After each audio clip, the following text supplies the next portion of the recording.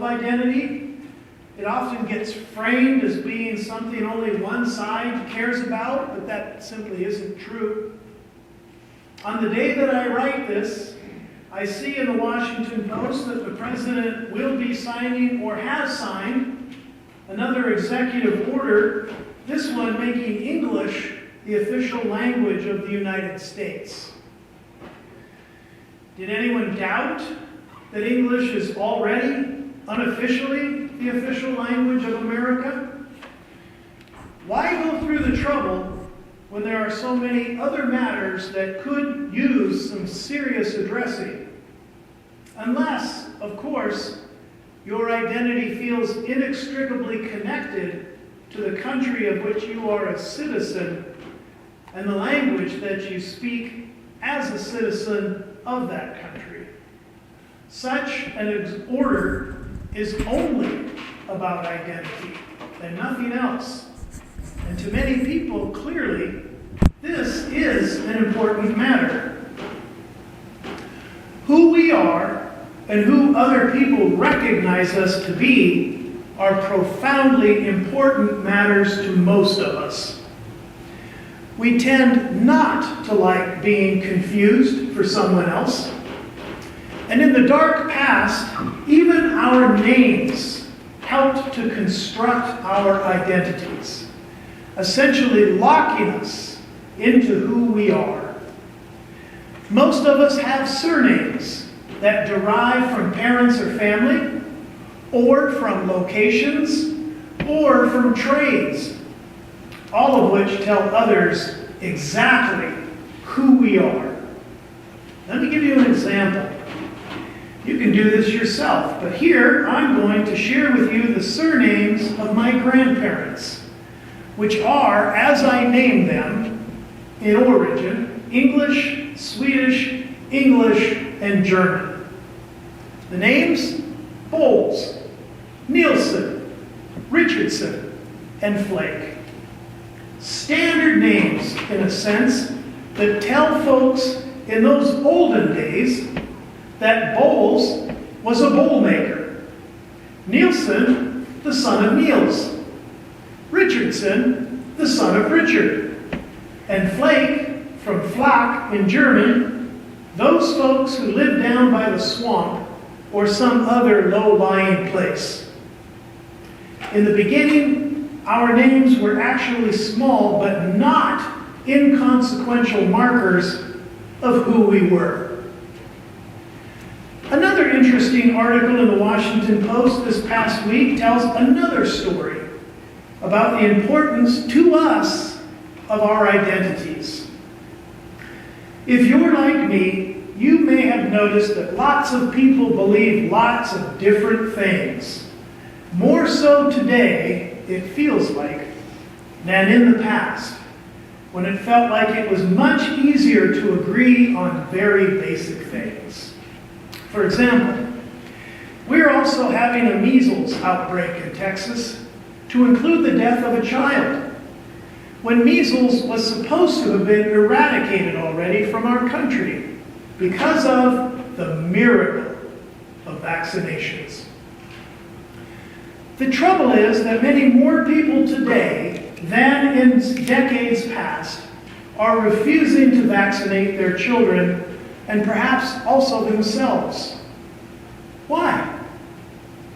Well, studies suggest that at the end of the day, those people who are skeptical about public health and vaccines tend to understand their skepticism about public health and vaccinations to be an important, perhaps even a vital part of their identity. They are, for example, not to be confused with folks who accept vaccination as a valuable contribution of science and who, in the minds of these other folks, they see as being willing and uncritical about accepting these social benefits and common goods. Now, a recent study found that the most effective way to approach people who tend to be conspiracy theorists, such as QAnon folks and anti-vaxxers, for example, the best way to approach them is through artificial intelligence. You may have tried at some point in your life to convince a conspiracy theorist using facts and reason until you grew blue in the face, and to no avail. Such people value their identities as being different or unconventional, and don't want to lose these aspects of their identity simply because other folks, no matter how well-meaning, tell them they're wrong. AI, on the other hand, seems to work because it has no horse in the race, no skin in the game.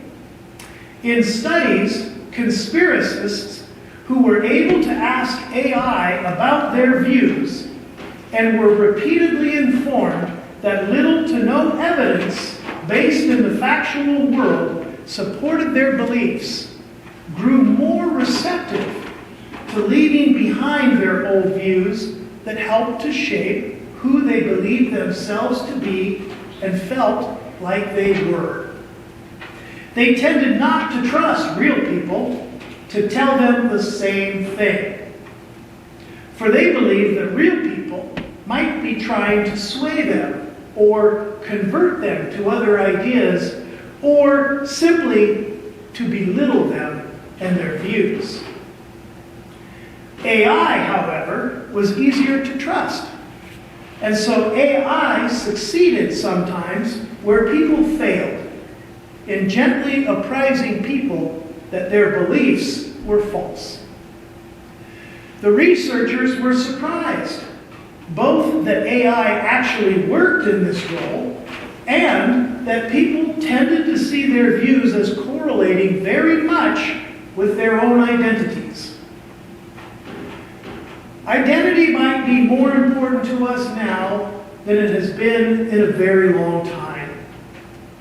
It's important both to those folks who welcomed it as a way to celebrate diversity and to acknowledge the unique qualities we like to see in ourselves and each other, and to those folks who thought that it made for a lot of hullabaloo about very little. On the contrary, we are all invested in how we understand ourselves and how others see us. In other words, in our identities. And we surely don't want someone to mistake us for someone else or for another sort of person.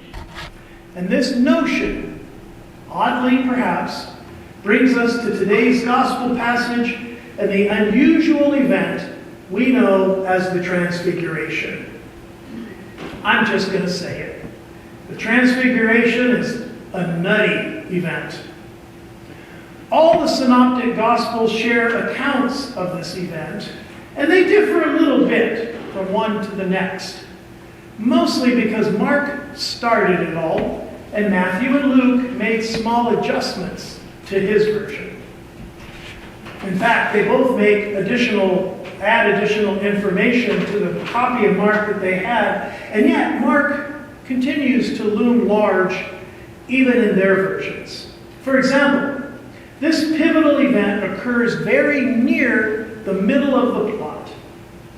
It occurs in that transitional period when Jesus changes direction from traveling seemingly willy-nilly about various parts of Palestine, teaching, healing, feeding the crowds, and contending with his opponents who resist the reforms that he promotes, and then begins his fateful journey to Jerusalem.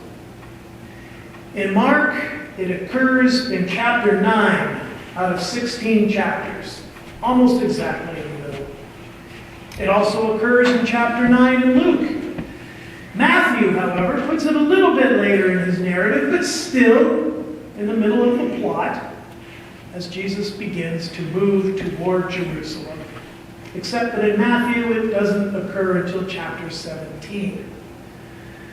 So what is going on in this event? that 3 of the 4 Gospels feel it is important to depict?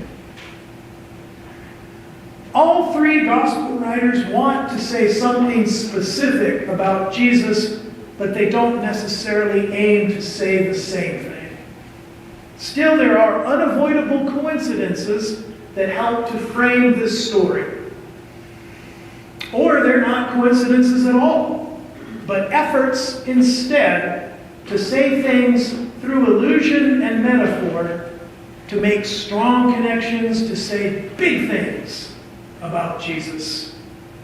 Let's go through a small inventory of these things that may resemble coincidences, but surely are not.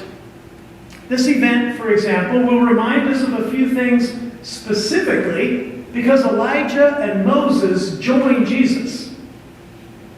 Elijah stands out for being the nation of Israel's greatest Old Testament prophet.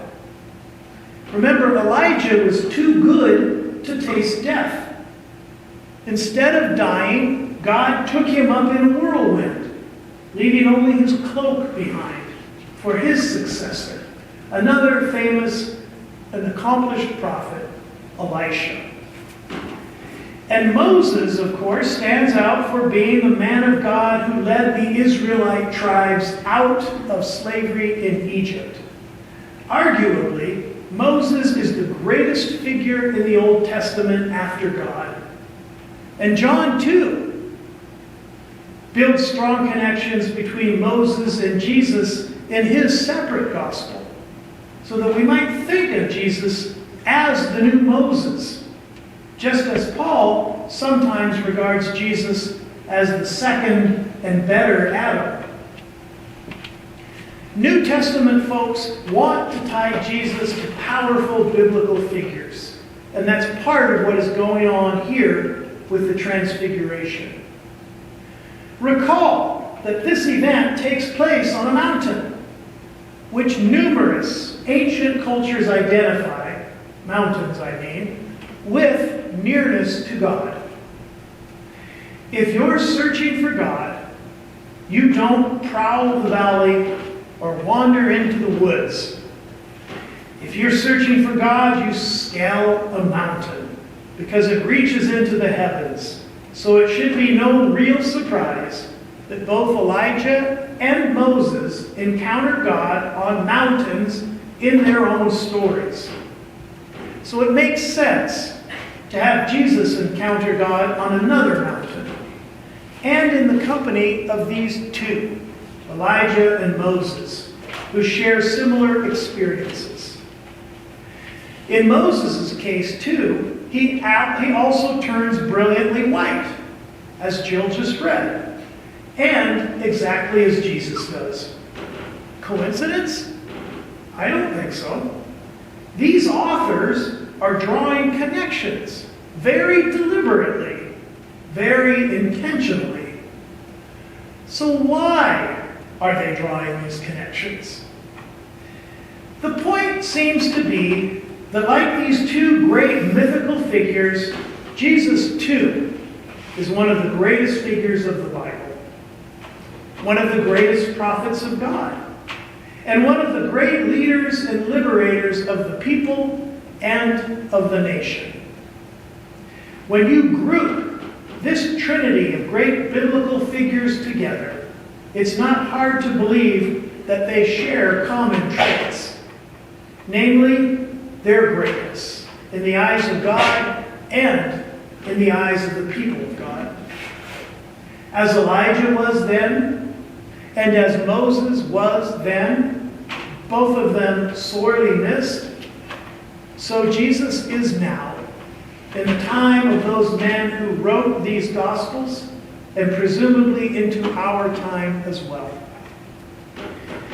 In this story of the Transfiguration, we also hear a voice from amongst the clouds, and it says, "This is my Son, my chosen," or in some accounts, "my beloved."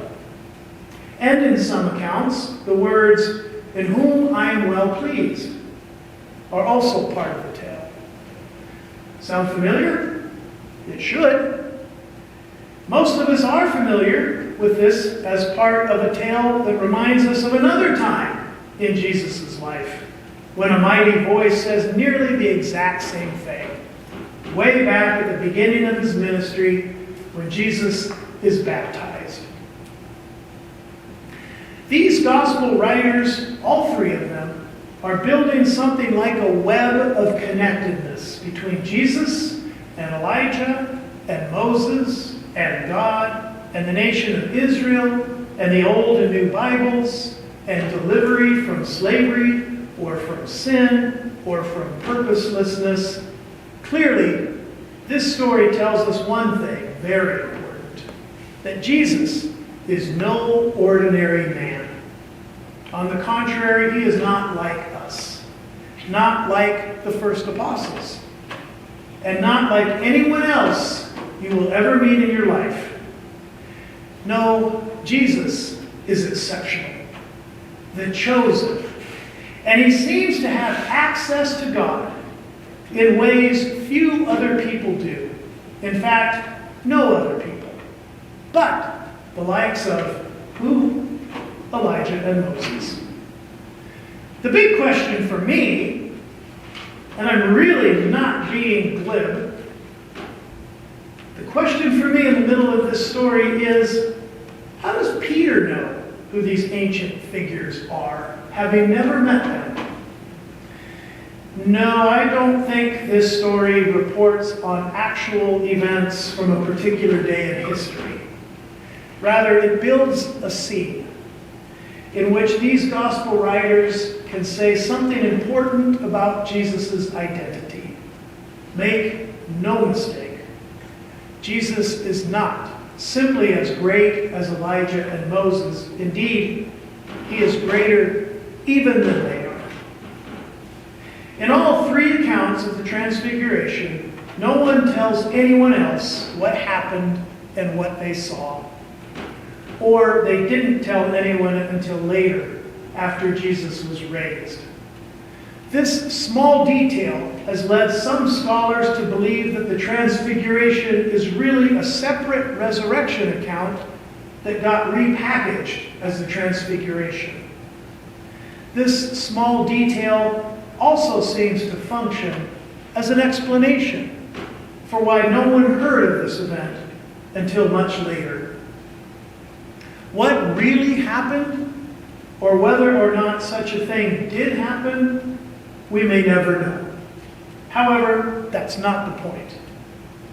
The point remains that Jesus is different and mighty in his own way, and every bit as important, no, more important, than both Elijah and Moses, whom he resembles in so many ways. This event intends to tell us, at least in part, that Jesus is no one short of God's anointed one, the Messiah, or who we know as the Christ. All of these things is who Jesus is. As I said, the Transfiguration is about who Jesus is. It's an identity thing. Amen. Amen. Our next hymn, You Have Come Down to the Lake Shore, number 173.